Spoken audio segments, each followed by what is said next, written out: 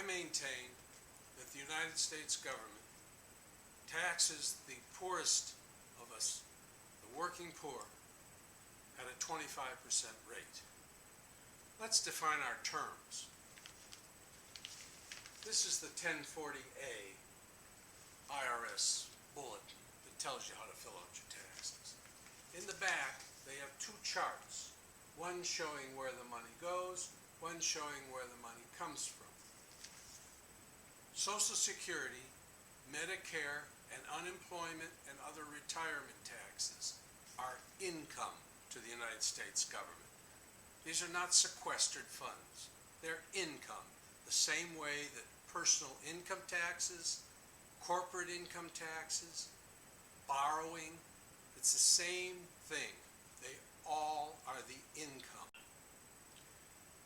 $7.25, which is the minimum wage, is the equivalent of $290 a week and about $15,000 a year. This is assuming a 40-hour week, no overtime. The employee therefore makes, we're going to do this on a weekly basis. The employee then makes $290. Out of that is deducted Social Security, Medicare, you know. Then the withholding is taken out and the state withholding. And he goes home with about $245, $246. His employer pays him the $290. Okay, so that's an employer cost. The employer then has to pay Social Security, his half. Okay, he also has to pay unemployment and workers' comp, and these can vary. These two can vary depending on the state, what kind of business, and all that.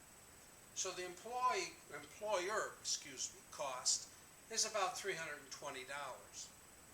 So if you take what the employer really costs, the employee really costs, it's $319. He goes home with only $245, which is a $73, $74 taxes.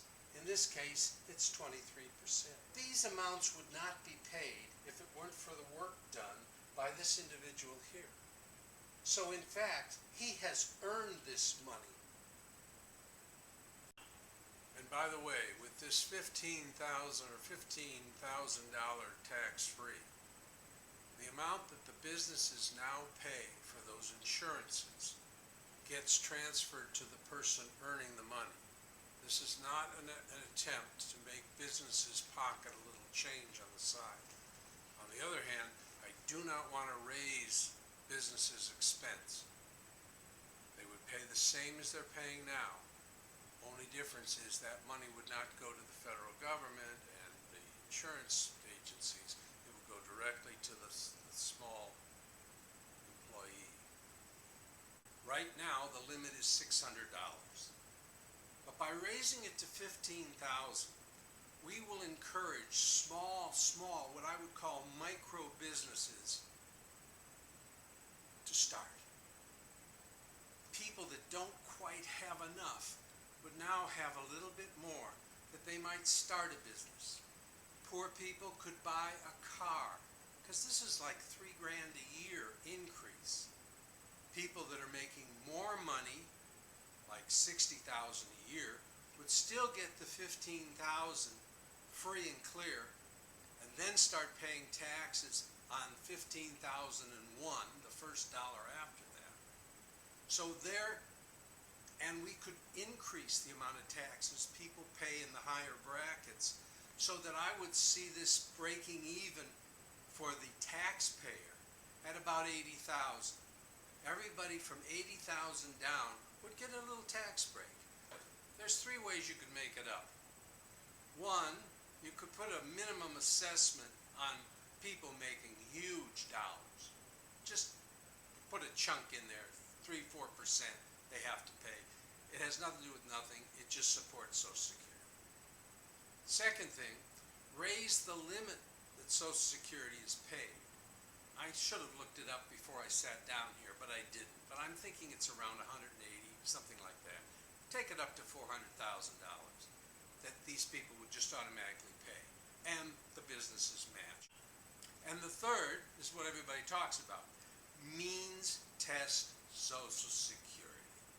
Understand, politicians don't like this. Democratic politicians would rather raise the minimum wage, somehow illogically feeling that that's the way the system should work. We pay people more, and then we tax them out of proportion to what they make, and everybody's happy. Well, that might have worked years ago, but the world's a different place today. China costs this much to make a product. We cost this much.